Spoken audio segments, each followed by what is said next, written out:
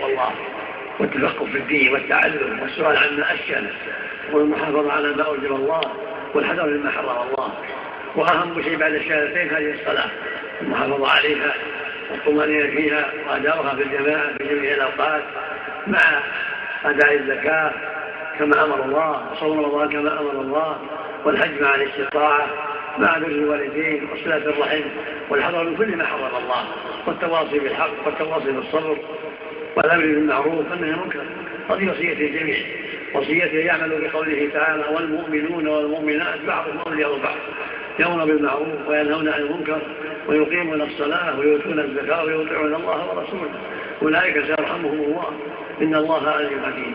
ووصيته أيضا أن يعملوا بسورة العصر والعصر إن الإنسان لفي خسر إلا الذين آمنوا وعملوا الصالحات وتواصوا بالحق وتواصوا بالصبر.